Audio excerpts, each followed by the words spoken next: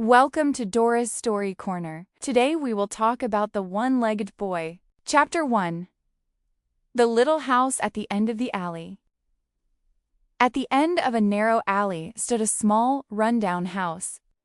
One people often passed by and quickly forgot. Inside that house lived 3 people: an elderly grandmother, a man addicted to alcohol, and a boy with only one usable leg. The boy's name was Chris. Chris was born different from other children. One of his legs was weak and permanently disabled, making it impossible for him to walk normally. Every step required a crutch. Every movement was slow and painful.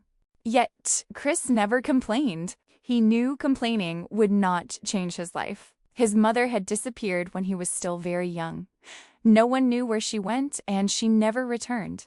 His father, after losing his wife, sank into alcohol. From drunken nights came shouting, and from shouting came violence, often directed at the helpless boy. The only person who truly protected Chris was his grandmother. She was old, her back bent, her hands thin and rough. Every day she ran a small stall at the market selling vegetables, fruit, and simple goods. The money she earned was little, but it was enough for the 2 of them to survive. Chapter 2. A Child Who Refused to Give Up. Chris grew up in poverty, but he never allowed poverty to defeat him. Every morning, he woke early to help his grandmother prepare the stall.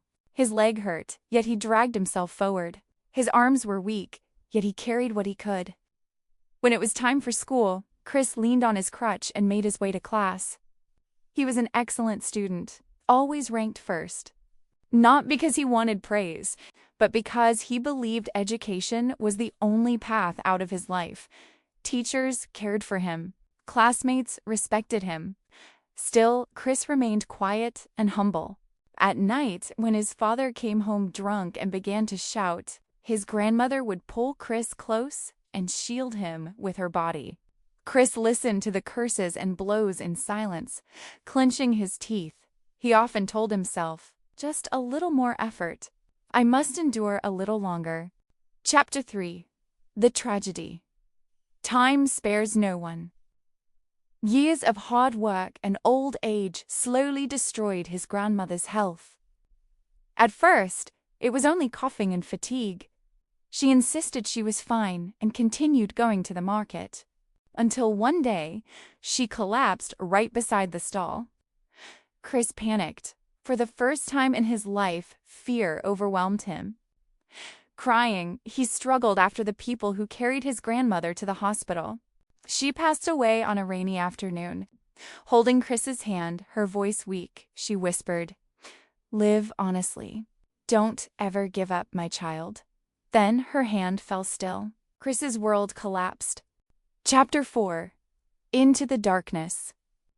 Without his grandmother, the house became unbearably cold. His father drank even more. The beatings became more frequent and more brutal. Whenever there was no money for alcohol, Chris became the target. He grew thinner, quieter, the light in his eyes slowly fading. He tried to continue school, but pain and exhaustion made it impossible. One day, Chris made the painful decision to quit. No one knew how much that decision hurt. Chris took over his grandmother's stall at the market.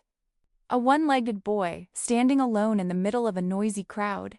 Chapter 5. Human Kindness. Selling goods was not easy. Chris moved slowly, struggled to carry things, and tired quickly. But the people around the market felt sympathy for him. Some helped him carry goods. Some bought small items just to support him. Others allowed him to pay later. Gradually, Chris's stall became more successful. For the first time since his grandmother's death, Chris felt that he still had a place in this world. Chapter 6. Violence. One late afternoon, as the market was closing, a group of thugs appeared. They demanded protection money. Chris lowered his head, his voice trembling. "I don't have money. I earn just enough to survive. And to feed my father." They laughed. When no money came, they destroyed the stall. Vegetables scattered across the ground.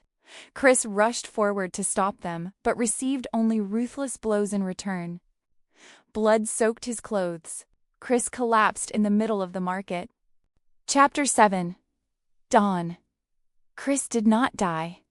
He woke up in a hospital bed. Around him stood the familiar faces of the market people. They had gathered money to save him. The police investigated. The thugs were arrested. For the first time, seeing his son lying motionless. Chris's father broke down in tears. From that day on, he quit drinking. The stall was rebuilt. Chris did not return to school immediately, but he began studying again little by little, learning at night, selling goods during the day. He had lost his grandmother. He had lost his childhood. He had lost one leg, but he had not lost his will to live, and that was enough. Some people are born with nothing, yet they possess an unbreakable spirit. And it is that spirit which forces life itself to step aside. Thank you for watching.